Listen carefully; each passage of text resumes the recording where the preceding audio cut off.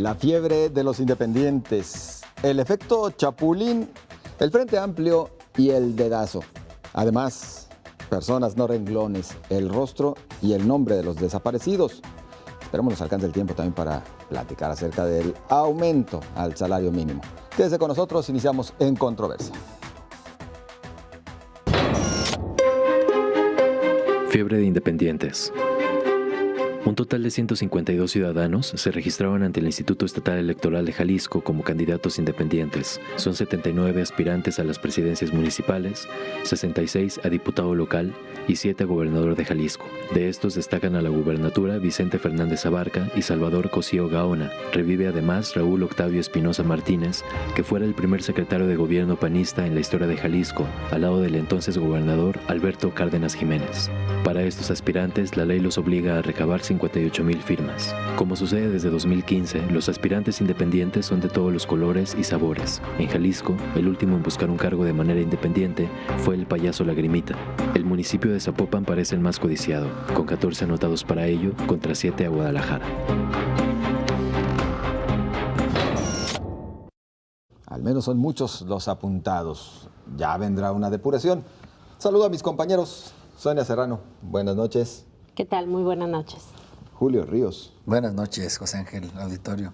Jaime Barrera. José Ángel, buenas noches a todos. Y David Gómez Álvarez. Buenas noches a todos. Pues la fiebre con todo, ¿no? De los independientazos. Pero es igual que sucedió en lo federal y ya vimos lo que habíamos platicado aquí antes, ¿no? Que luego las firmas se convierten en un buen filtro. Quizá aun cuando en Jalisco los requisitos son inferiores a lo que marca la legislación federal, veremos de todas maneras que a muchos de los que se inscribieron les va a costar trabajo conseguir las firmas. Creo que uno de los candados más importantes que hay en el esquema de recolección de apoyos es la distribución territorial, es decir, no nada más tienes que reunir la cantidad, sino en el caso del Estado, pues tiene que ser con la mitad de los municipios, en el caso de los municipios tiene que ver con los seccionales, los que están divididos, y también en el caso de los diputados. Entonces, creo que no es tan sencillo que todos estos pasen. En cuanto a las características de los personajes, pues también vemos lo mismo que en lo federal, ¿no? A lo mejor a los partidos algunos van a estar tranquilos porque muchos de estos son los que se inscribían en los procesos internos y que luego les daban un montón de lata a la hora de cuadrar sus dedazos, porque pues tenían que abrir procesos con uno más que se inscribiera cuando según ellos querían sacar candidatos de consenso. En el caso vemos algunos panistas y priistas que están en ese supuesto. Vemos también a muchos ciudadanos que pues, no tienen ningún tipo de respaldo ni de organizaciones de la sociedad civil, ni pues, supongo que ni de sus barrios. Pero sí veremos algunos otros que presentarán proyectos interesantes. Creo que hasta ahora el proyecto más formal que existe en el tema de candidaturas independientes es el que conformó Wikipolítica, que ya vimos está bien estructuradito, no nada más para el respaldo a Pedro Kumamoto. Vimos, por ejemplo, que el federal del 10 ya alcanzó el número de firmas que necesitaba y todavía le quedan muchos días más para garantizar o armar un colchoncito. Creo que pues las características son muy similares a lo que pasó con los independientes federales. ¿Es malo que sea una fiebre que haya tantos? Yo creo que en lo local no es malo.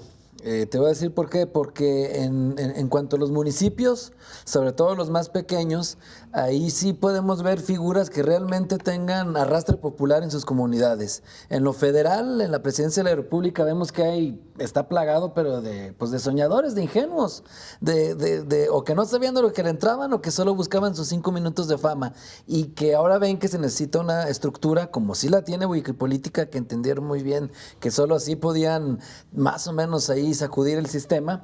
Y en lo municipal sí puede haber ese tipo de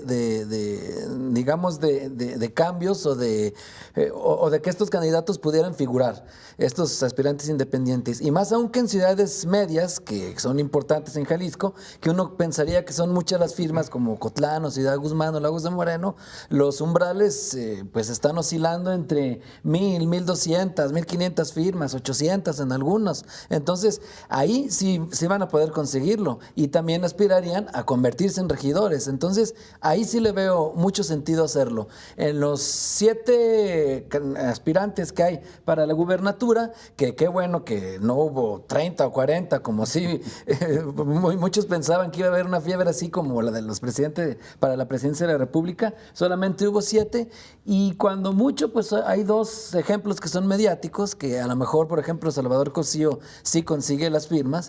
Decían sus rivales de Morena cuando intentó ser presidente de ese partido que lo acusaban de haber afiliado a 15,000 personas para que le pudieran enderezar ahí las elecciones internas a su favor. Entonces, tiene recursos... Si trae esos 15,000, capaz de que le van a servir de algo. Claro, sí es cierto esa acusación, ¿verdad? Que era, por lo cual al final ya no fue fugaz el paso en Morena. Si es así, de señal de que tiene a lo mejor con qué conseguir las firmas. Pero pues no creo que ya en una constitucional pudiera hacerle sombra a alguno de los... específicamente al que va encabezando, que es Enrique Alfaro, o a alguno del PRI. Y ya el caso de Vicente Fernández, que se maneja como una resurrección de la candidatura de Lagrimita, una estrategia de ese tipo, no creo que haya algo de esa perversidad así, más bien creo que es una puntada nada más, y pues no creo que ni las firmas alcancen. Jaime Barrera. A ver, yo creo que es el momento de que el ciudadano, el votante, con su firma, con una revisión minuciosa de estos candidatos, dé su firma a aquellos que honren esta figura de las candidaturas independientes, que sin duda son un avance democrático que se registró y que se empezó a votar en las elecciones pasadas. En el caso de Jalisco tenemos un buen ejemplo de cómo nos pueden servir para crecer democráticamente, crecer en el debate, meter otro tipo de agendas en el debate público, con lo sucedido con Pedro Kumamoto en el Congreso, donde obligó a los diputados a meterse a discusiones y a debates que a lo mejor por sí misma en la agenda tradicional de la clase política y gubernamental nunca hayan tenido cabida, como fue el tema de terminar con el fuero constitucional, cómo discutir y llegar a un acuerdo donde desde la clase política se disminuyeron el gasto para las campañas electorales, que va a tener efecto hasta las próximas elecciones. Entonces yo creo que ahí está el valor, la utilidad que tienen estas figuras cuando se vota bien, cuando se vota por auténticos candidatos independientes. De estos 152 habrá que ver cuáles buscan auténticamente una nueva relación entre gobernados, entre gobierno y gobernados, y quienes están más bien haciendo una función de pulverizar el voto y que van enviados incluso desde la partidocracia. Creo que ahí está el reto, pero sigo pensando que es mejor que esté esta figura que rompe con el monopolio que siempre tuvieron los partidos políticos, pero simplemente hay que saber identificar cuáles son los auténticos de los que no lo son. Hay quienes pugnan, David, porque en Jalisco se eleve el margen de firmas, el rango de firmas requeridas, que no sea el 1%, que sea más, porque dicen, la tienen muy fácil los candidatos. Sí, desde luego que lo ideal sería que la legislación local empatara con la legislación federal, justamente para que no haya asimetrías, porque sí es más fácil ser competidor en lo local que en lo federal, precisamente por esa discrepancia. Pero yo creo que aquí el punto fino me parece que tiene que ver con cuál fue el espíritu de la introducción de la figura de los independientes en la legislación electoral mexicana. Frente a un rechazo a los partidos, de lo que hemos hablado mucho aquí, frente a un desgaste de las instituciones políticas del país, creo que los independientes vinieron a oxigenar el sistema político mexicano, pero el problema es que el término mismo me parece que es incorrecto en muchos casos. Porque la idea del independiente es aquel que es independiente de los demás partidos políticos y de los grupos de poder. Es decir, que es alguien que se presenta en representación de los no representados, de ciertos grupos ciudadanos que no tienen cabida en la representación política tradicional, que son los partidos políticos. Y en ese sentido creo que muchos de los que están aspirando a ser candidatos independientes, en realidad tendríamos que llamarles candidatos sin partido.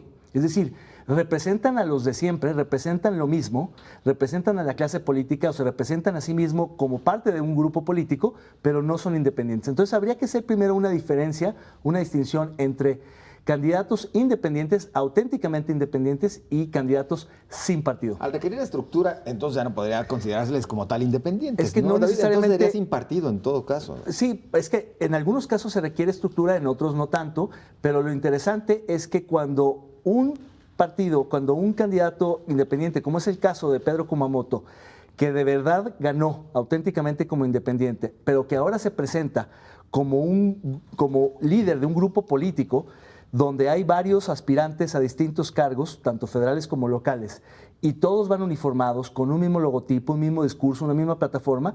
Eso es un partido político embrionario. Es un movimiento. Es un grupo político, es un movimiento político que apunta hacia la formación de un partido político. Yo creo que las cosas hay que nombrarlas por su nombre, por las cosas como deben de ser. Entonces, en ese sentido, yo creo que es muy sano porque, como lo dicen los teóricos de los partidos políticos y de la democracia, los grandes partidos como los socialdemócratas, los liberales, empezaron en una plática de conversación, se fueron juntando amigos, firmas, apoyos, hasta que se constituyeron en formaciones tradicionales.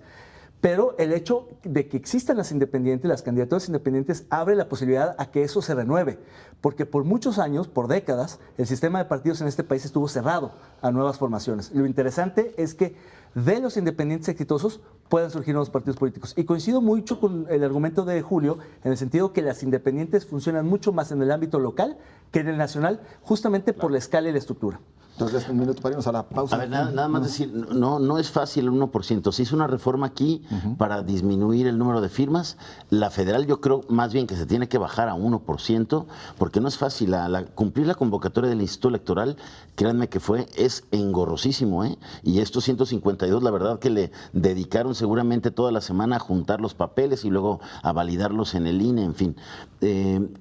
Y en el tema, sin duda, los nombres sin trayectoria o que nunca han tenido un tiempo en partidos políticos o han tenido algún puesto de representación popular o en la administración pública, sin duda son los nombres que van abanderados por Wikipolítica, que van a ser candidatos independientes, pero que sin duda traen todo un programa y una plataforma mucho más definida que muchos de los que llegan sin ninguna experiencia, ¿no? Donde se va a batallar mucho son los metropolitanos, los municipios metropolitanos son muchas firmas, ahí es donde va a estar muy complicado.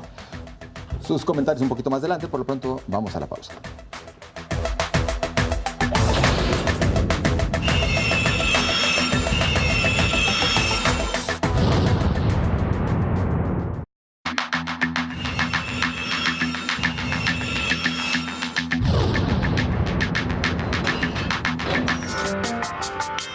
Temporada de Chapulines.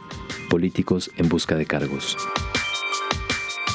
A menos de un año para los comicios, secretarios de Estado, diputados y regidores se alistan para brincar a otra posición. Solo en el Congreso del Estado, de 39 diputados, 17 buscarán otro cargo, 11 están indecisos, 2 van por la reelección, 4 no saben qué cargo buscarán y 5 permanecerán en su curul. En el gobierno estatal se espera que esta semana dejen sus cargos el titular de la Secretaría de Educación, Francisco Ayón, y el titular de Desarrollo Social, Miguel Castro, aunque aún no definen qué cargo buscarán. Otro sería el secretario del Trabajo, Tomás Figueroa. Ya se fue el fiscal Eduardo Almaguer y Antonio Cruz Esmada, de Salud. El límite para el registro interno de precandidaturas es el 14 de diciembre próximo.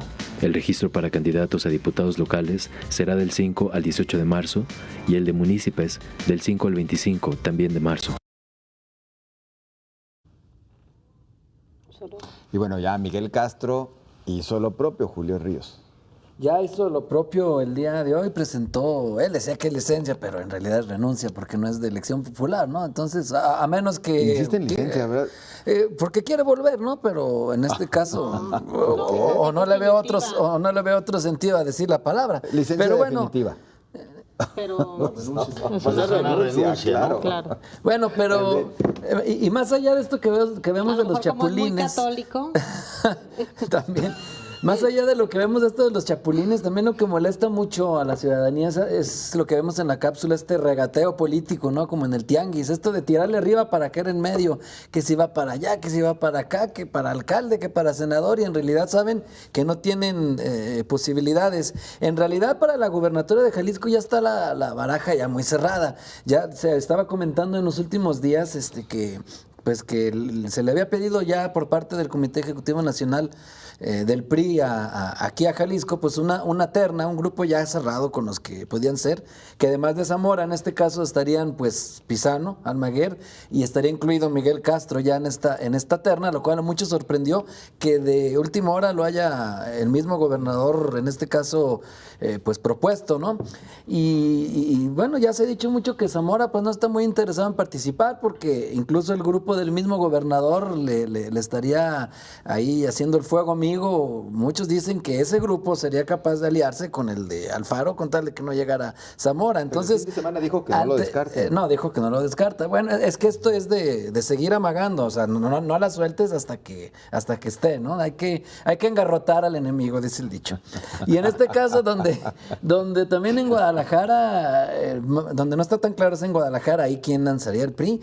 Y también se comenta en los corridos políticos, incluso, que a mí cuando lo escuché dije, ah, caray, que hasta el mismo Aristóteles Sandoval se había mandó medirse en un estudio para ver cómo iba. Obviamente salió muy arriba, al 2-1 de cualquiera de los aspirantes, pero bueno, sinceramente no me suena que vaya a regresarse a contender por una alcaldía, pero exactamente, pero el estudio está hecho, y lo que sí refleja es que para la presidencia municipal si para la gubernatura no tienen en el PRI, para la alcaldía mucho menos, ¿no? Porque tener que pensar en esa posibilidad que me sigue pareciendo lejana, pero que juran y perjuran que existe ese estudio.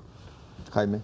A ver, como lo comentamos aquí la semana pasada, están ya... Y la anterior también. Y la anterior. Yo por eso mejor comenté esto nuevo. Entonces, bueno, a ver, están en los reacomodos y de aquí en adelante va a haber más una vez que empiecen a acercarse los plazos del proceso electoral para el registro de las candidaturas. La punta de lanza fueron los candidatos independientes, aspirantes a candidatos independientes, tanto a nivel federal como a nivel local. Son los que están ya calentando la campaña, porque pues los federales ya están en la calle pidiendo firmas, los locales a partir de diciembre, los del gobierno del estado el 9, los para candidatos a alcaldes y diputados locales el 29 de diciembre. Pero lo que habíamos dicho aquí, creo que todos los políticos tienen derecho a tratar de darle continuidad a su carrera política, es un derecho que tienen. Aquí lo que yo comentaría es que el votante debe de tener muy claro qué es lo que deja atrás el funcionario, qué le había prometido si fue candidato a elección popular y qué tanto cumplió lo que dijo que iba a hacer. Y los que están en un puesto ejecutivo, de alcaldes principalmente, bueno, pues qué de lo que prometieron lograron. Y en esa medida se les puede brindar o no el voto. Creo que eso va a ser lo que va a regular de manera natural todos estos afanes, ¿no?, de chapulinísticos, como le decimos. Eso está en manos del elector, irlo premiando o castigando. Bueno, se habla, sobre todo en este momento, hablando en el caso del Partido Revolucionario Institucional, que sería el lunes, cuando ya conocerán quién será su candidato a la presidencia de la República, aunque habían quienes decían que no, que se va a adelantar y podría ser mañana todo esto, David. En realidad va a definir bastante lo que viene y capaz de que algunos chapulines digan mejor ya no. Bueno, como se trata del cargo de elección más importante de la presidencia de la República, desde luego que la designación o la definición de la candidatura del PRI, por supuesto que reacomodará toda la estructura del partido. Pero yo creo que hay un tema muy interesante que nos sorprende cada 3 años, que tiene que ver con que se salen un montón de diputados, de secretarios a contender por siguientes puestos políticos. Yo creo que hay un problema de diseño institucional en el sistema político mexicano, porque los incentivos son muy claros. Si no te mueves, no vas a ganar chamba en la siguiente legislatura o el siguiente gobierno. Entonces, yo creo que tendríamos que replantearnos el diseño institucional para tratar de ver qué tipos de incentivos podrías plantear en la legislación para que alguien tuviera ese interés en quedarse y hacer carrera legislativa. De hecho, uno de los... No, claro, para eso. no, justamente eso voy.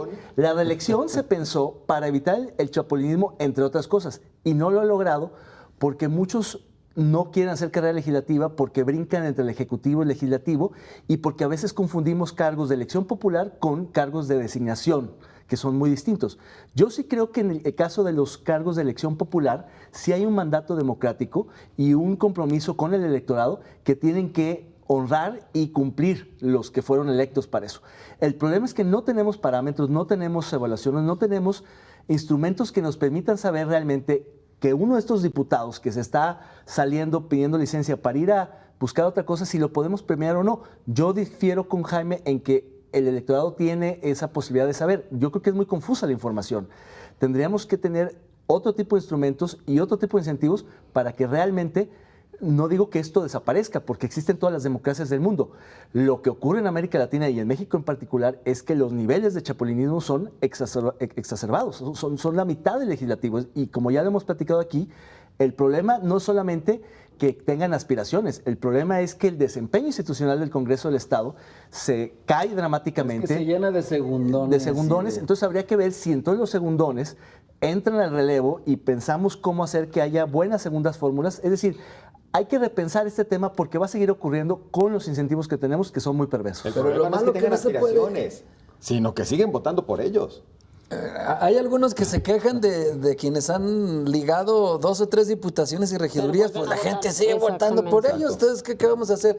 Y yo veo difícil que se pudiera hacer algo de lo que dice David, porque habría que reformar hasta la Constitución, ¿no? Porque está el derecho a votar y a ser votado. Entonces, ¿cómo te pueden coartar ese siguiente paso en tu carrera política? Tienes el derecho a buscarla. El problema en México es la falta de confianza, ¿no? Si pudieras confiar en el funcionario que se quede en su puesto y que no utilice los recursos públicos y los recursos humanos y materiales para hacer campaña, a lo mejor podrían algunos conservar el cargo y seguir aspirando a otra posición, pero esto es prácticamente imposible. En Estados Unidos, el presidente de la República, e incluso del país, pues de allá, hasta en el avión presidencial hace la campaña para reelegirse, ¿no? Pero obviamente aquí estamos lejos de pensar en eso, ¿no? Lejísimos. Es hasta una característica de los políticos mexicanos. Yo no creo que haya un político mexicano que disfrute ni su primer cheque. Apenas son designados en un cargo y ya están trabajando en el que va a seguir, desde cómo van a meter a los que les van a ayudar en la campaña, cómo van a ir recabando recursos, cómo van a hacer acuerdos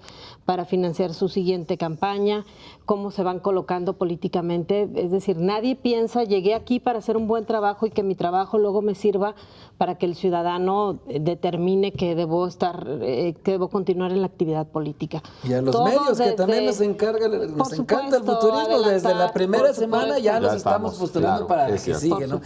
Nace el aspirante a la gobernadura del 2024, ¿no? O sea, ya. Pero nomás, quizá yo no creo que sea tan malo que quienes se dedican profesionalmente, aunque lo hagan bien o mal a la política, sean chapulines. Lo que sí veo mal y me parece más delicado es esto que señalaba David con respecto a lo que sucede en el Congreso, y no solo en el Congreso, también en el gobierno del Estado, cuando lo que vemos es que se van quedando encargados de despacho con atribuciones recortadas, en donde prácticamente no hay proyectos de continuidad ni de seguimiento, es nada más pues como tratar de sacarla, tratar de cerrar la administración como de bajadita, a ver hasta dónde te alcanza el vuelo. Es muy buena idea. El costo país del mal desempeño de las instituciones públicas habría que monetizar, estimarlo, ponerle números, porque nos cuesta mucho que los gobiernos de 6 años en realidad sean de 5 y poquito, o las legislaturas de 3 sean de 2 y cachito, porque ese año ese año que se pierde,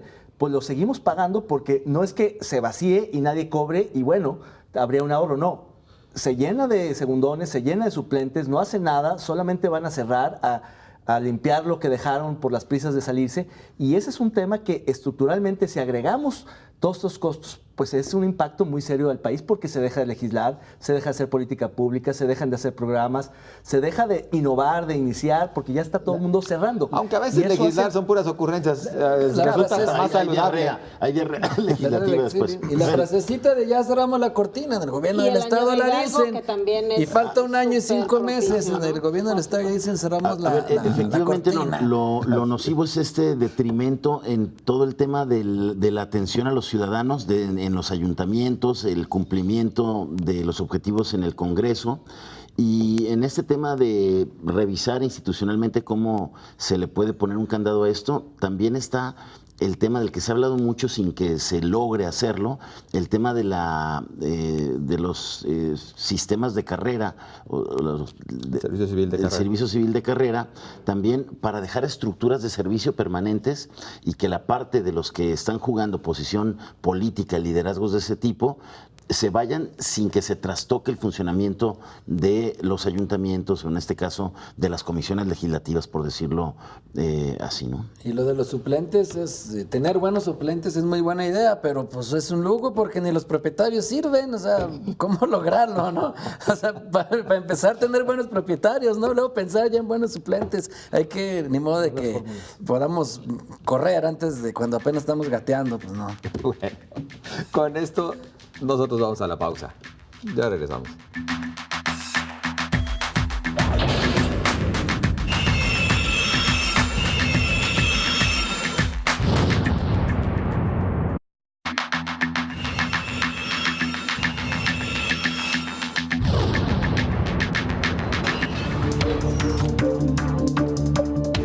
Un frente sin dedazo. El Frente por México está en riesgo. Si hay dedazo, adiós al frente, sentencia el jefe de gobierno de la Ciudad de México, Miguel Ángel Mancera. Dirigentes de los partidos unificados en el frente se reunirán para designar a un candidato por consenso. Es la promesa. Partidos anuncian ante el Instituto Nacional Electoral su intención de conformar un frente, pero no presentan documentos. Listo el frente para entrar en su tercera etapa, aseguró Alejandra Barrales, dirigente nacional del PRD. Los partidos llegan con una plataforma político-electoral y un programa de gobierno de la sociedad civil, declara Ricardo Anaya, dirigente del PAN.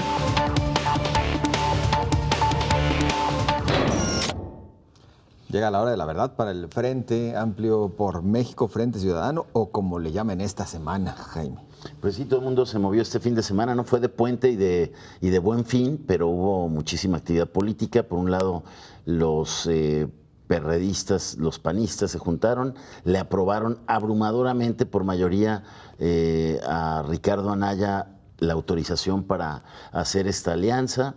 Lo mismo pasó en el PRD, un poquito con más resistencias, con más diferencias, pero bueno, pues ahí está, ¿no? Lograda la alianza, pero sin resolver lo más importante, que es el tema del candidato, que siempre hemos dicho aquí, ahí va a ser cuando se ponga difícil y la hora de la verdad de la viabilidad o no de este frente. Ya hoy lo oíamos ahí en la cápsula, Mancera dice, pues, si no hay un sistema ahí democrático yo no le entro, lo mismo está reclamando. O si no hay un dedazo a su favor, que seguramente exacto, es lo que nos quiso decir, lo que Mancera quiso lo decir. Lo mismo dice Rafael Moreno Valle, en fin, creo que traen ahí muy complicado ese tema de la candidatura en el frente. Y yo creo que si lo resuelven de manera que impongan a Anaya, inventándose ahí un tema de consensos, donde sea si no un dedazo, un triple dedazo, ¿no? El de Dante, el de la dirigente del PRD y de Ricardo Anaya, de Barrales y de Anaya, si termina siendo eso, un triple dedazo, creo que se debilitaría mucho el frente, porque habría ahí desbandadas tanto del PRD como, si no de la cúpula del Partido Acción Nacional, que por lo visto la trae totalmente controlada Ricardo Anaya, por lo que se vio el sábado, sí podría darse en algunos grupos que están fuera de la cúpula del PAN. Hay quienes ven la oportunidad para Margarita Zavala. Pues yo creo que va a haber una decisión más, va a haber, digamos, salida de muchos militantes, tanto del PRD como del PAN, y algunos del PAN irán con Margarita y algunos incluso pensarán en el candidato del PRI, si les parece que es mejor opción que la del propio partido que está coalicionado en este frente. Lo que a mí me parece que la secuencia de construcción del Frente Ciudadano ha sido interesante porque desde un principio lo dijeron, primero es el programa, primero la plataforma, el programa, luego la plataforma y al final las candidaturas, donde por supuesto la presidencial es la más importante. Porque si hubiera sido al revés, simplemente no se hubiera logrado construir. Y yo creo que lo que estamos viendo es que al final en la boleta puedan haber solamente tres opciones. El PRI y sus satélites, el Frente Ciudadano, menguado, y López Obrador, Morena y otros satélites. Y entonces el Frente, pues se le están terminando las oportunidades y el tiempo, y viene el momento más difícil, que es definir el método para designar a los candidatos, incluido pero el yo presidente. Creo que ahí contaría también Margarita Zavala, que distraería ahí algunos votos. Pero lo mismo con muchos del PRD que se siguen yendo a Morena. Es decir, el único que no está perdiendo simpatizantes, militantes, apoyos es MC, que es el más chico en esa mesa del Frente a nivel nacional.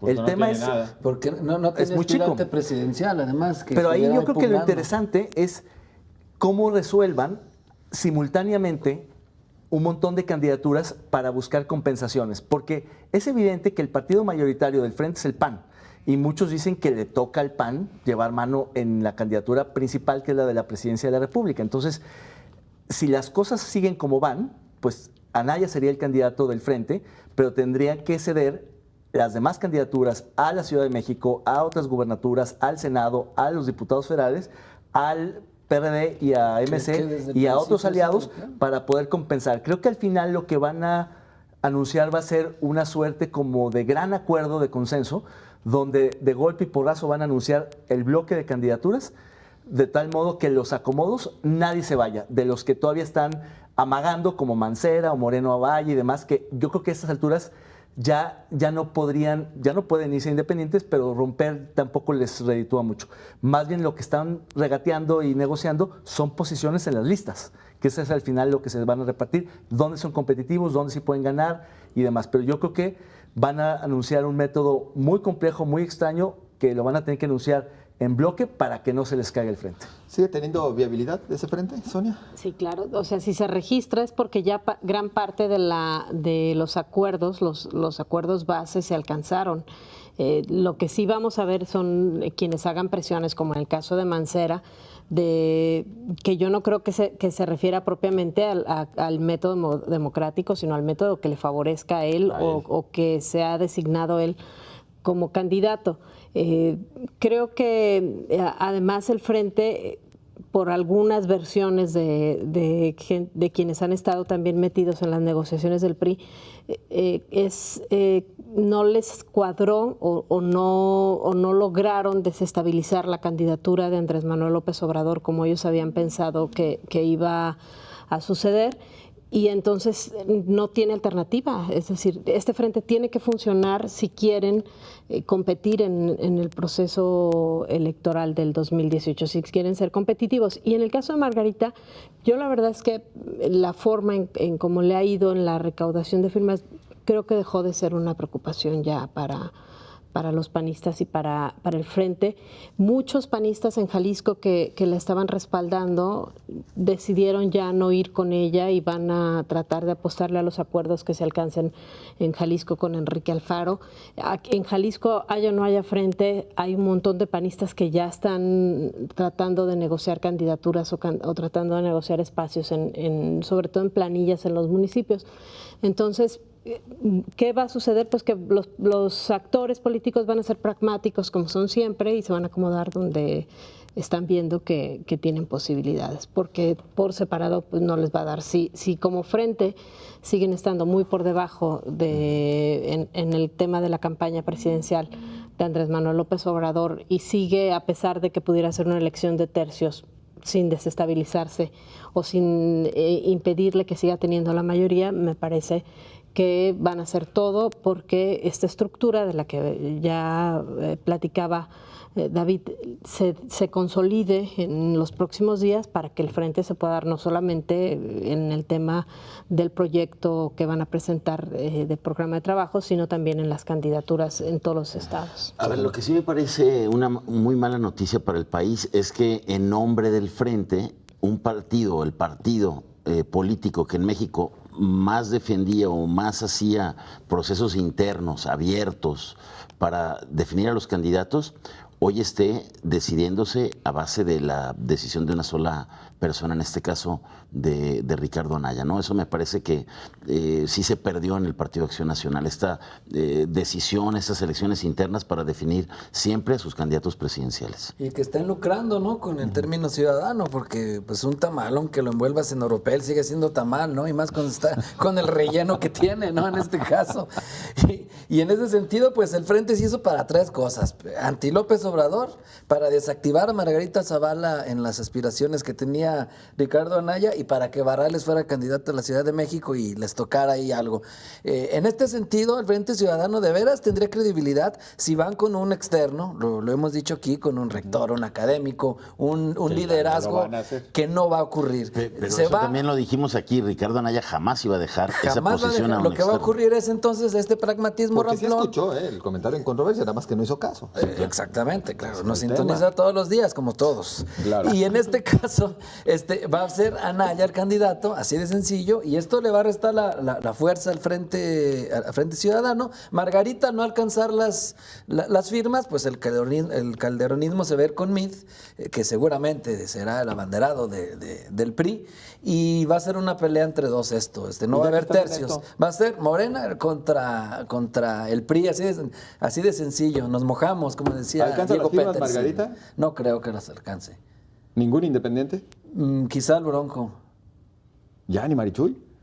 Bueno, ojalá Marichuy le alcance. Marichuy debe de estar en la campaña, claro, independientemente si gana o no gana, es otra cosa, no. La voz de los indígenas debe de estar en la campaña y debemos de escucharla en el debate presidencial para que llegue este mensaje a todos los mexicanos. Ella debe estar, yo sí desearía que ojalá sí fuera.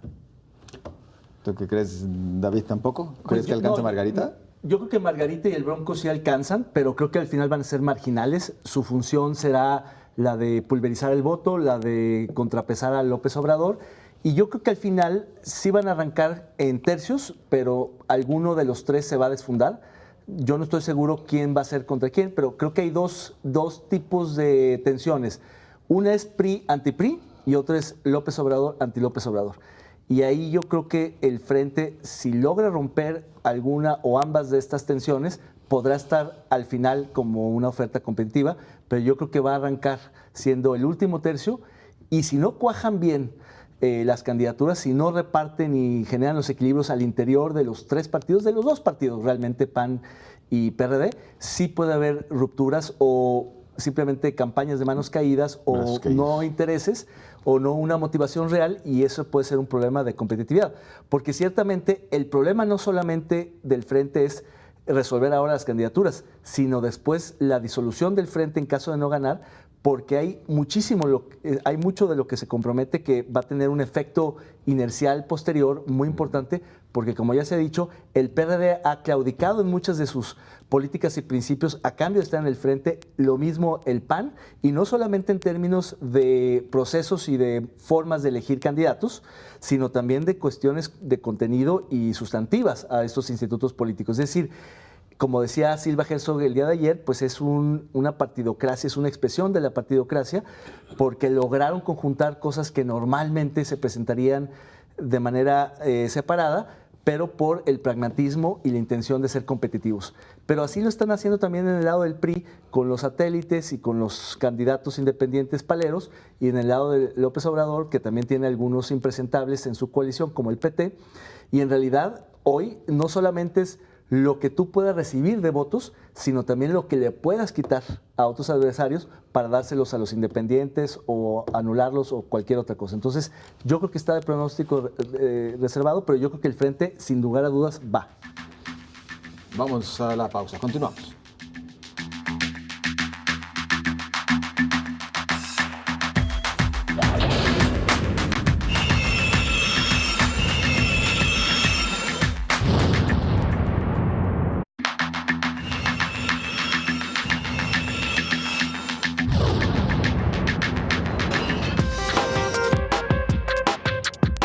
El rostro de los desaparecidos. De acuerdo al Registro Nacional de Personas Desaparecidas, en Jalisco hay 2.653 personas no localizadas. Esta cifra posiciona a la entidad en el tercer lugar a nivel nacional con personas extraviadas. Integrantes del colectivo Por Amor a Ellos aseguran que su dolor lo transformaron en fuerza para buscar a sus hijos, convirtiéndose en antropólogas, investigadoras y peritas. Las mujeres del colectivo Por Amor a Ellos identifican un perfil entre las y los desaparecidos, jóvenes de entre 18 y 30 años de edad, con estudios y sin vínculo con alguna célula delincuencial. El gobierno de Jalisco puso en operaciones la Fiscalía Especializada en Personas Desaparecidas, primera en su tipo en todo el país. estancados completamente en esta materia, Sonia Serrano. Sí, el trabajo que hace Data Cívica con este movimiento de personas no renglones, creo que es una cachetada con guante blanco a la manera en que el gobierno federal ha abordado el tema de los desaparecidos. Lo que se han ido encontrando a lo largo de todos estos años es que no hay ni una sola acción de parte del gobierno, ni federal ni de los estados, para buscar a las personas que están desaparecidas, que en casi todos los casos se parte de considerar que forman parte del crimen organizado o que tenían algún vínculo.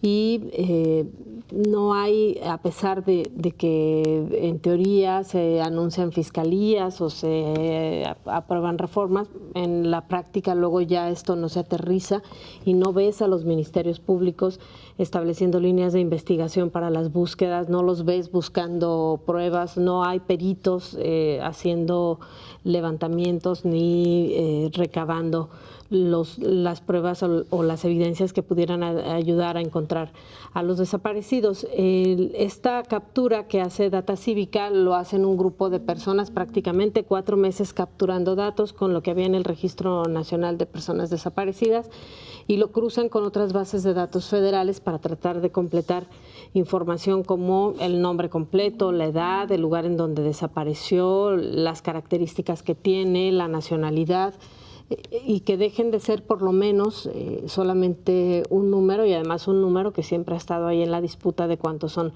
realmente. En el caso de Jalisco, por ejemplo, se confirma esta cifra que rondaba los casi 3,000 casos, son 2,782 jaliscienses o personas que desaparecen en Jalisco en esta base de datos.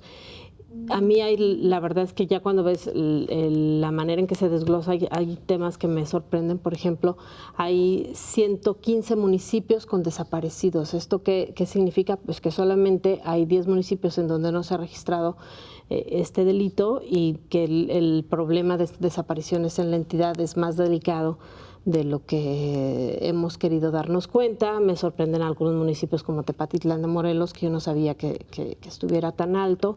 Y bueno, pues obviamente la grave crisis de desapariciones que hay en la zona metropolitana de Guadalajara y en otros municipios que ya sabíamos porque ha habido muchos hechos violentos, como son Puerto Vallarta, Lagos de Moreno y Tala, ¿no? ¿Falta de capacidad o falta de voluntad, David? Yo creo que las dos.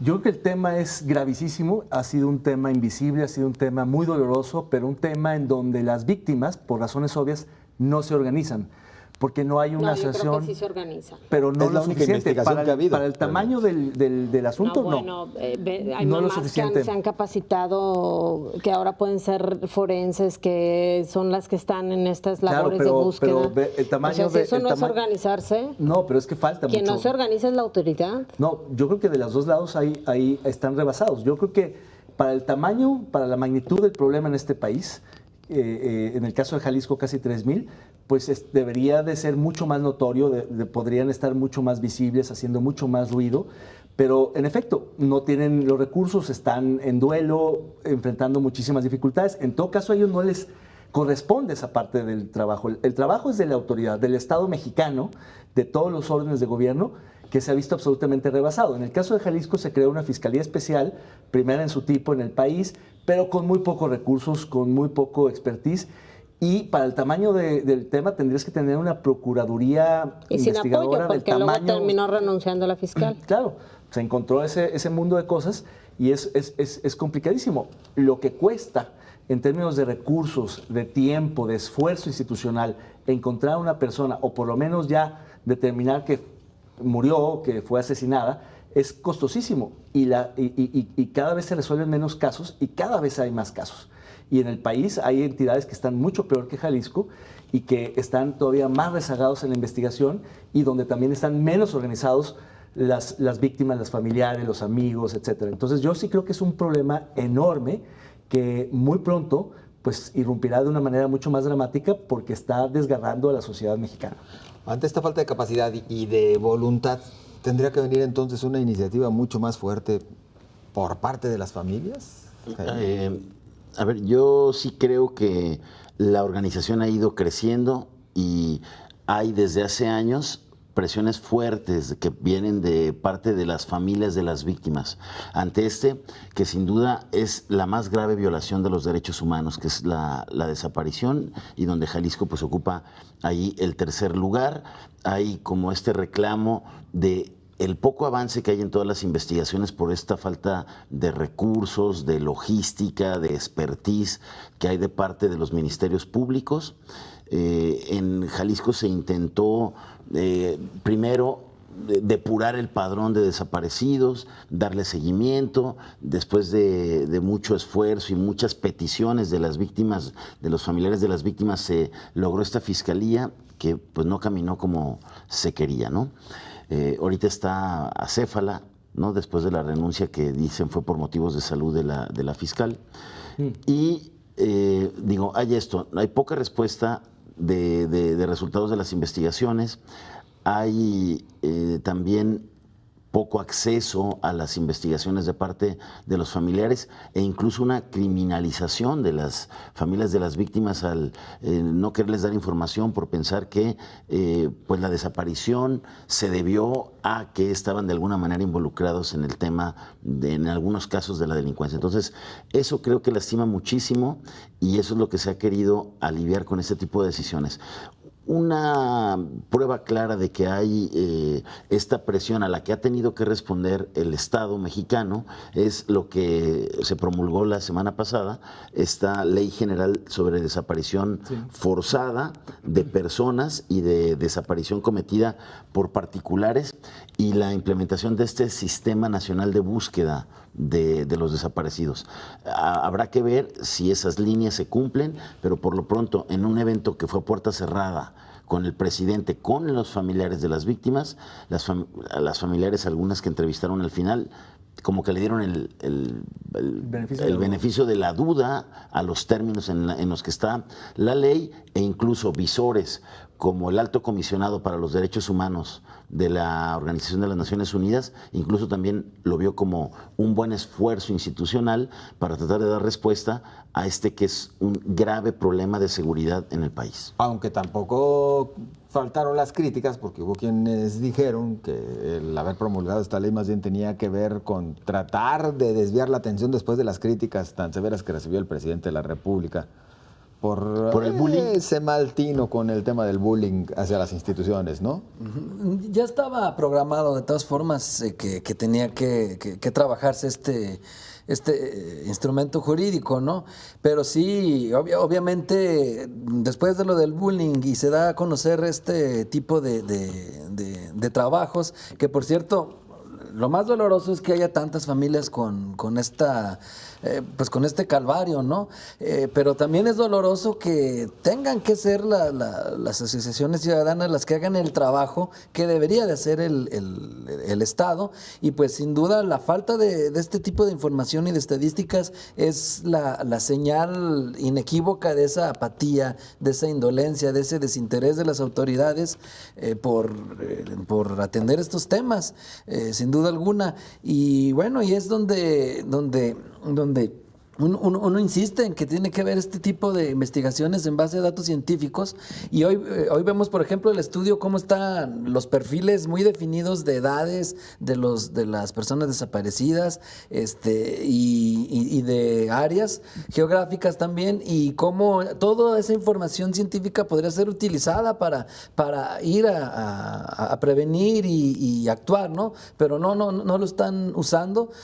No se entiende pues el desinterés porque existe de esta manera. No, y ha habido casos gravísimos en Jalisco, cuando el fiscal Eduardo Almaguer permitió que se entregaran cuerpos incinerados a las familias, asegurándoles que eran sus familiares, cuando ya no hay manera de probar que esto sucediera, cuando el Instituto Jalisciense de Ciencias Forenses les tomó muestras de sangre y en cabellos y esto, asegurando que habría pruebas de ADN, y resulta que el gobierno del Estado no tiene dinero para hacer pruebas de ADN, engañó a las familias diciéndoles que que se estaba recabando esta información. Hay familias que han acreditado que hubo comunicación telefónica en los minutos previos a la desaparición, en donde las sábanas de llamadas, esta geolocalización que se aprobó sería determinante, y la Fiscalía nunca ha solicitado las sábanas de llamadas a las empresas de telefonía celular. Es decir, no ha habido nunca voluntad en la realidad de ir resolviendo los casos. Bueno, vamos a ver si nos alcanza el tiempo para leer algunos de sus comentarios, que los tenemos sobre los diversos temas abordados en esta ocasión aquí en Controversia, con 152 ciudadanos apostando a las candidaturas independientes en Jalisco. ¿Quién gana y quién pierde con esta fiebre de independientes? Pregunta Canal 44. Alfredo dice, gana la democracia quitándonos la venda al pensar que los partidos políticos son la solución. Claro que no, nos dice Alfredo. Muchas gracias. Héctor González Valls dice, reconozco a algunos candidatos independientes a distritos y municipios que tienen un gran valor profesional y humano. Lo que no veo es la paridad de género entre los aspirantes, muy pocas damas, gran valor de los ciudadanos a atreverse al registrar su aspiración. Bueno, se nos quedan en el tintero varios comentarios de ustedes, mismos que agradecemos. Es momento de despedirnos. Muchas gracias, compañeros. Gracias, muy buenas noches. noches. Gracias, buenas noches. Muy amable. Gracias.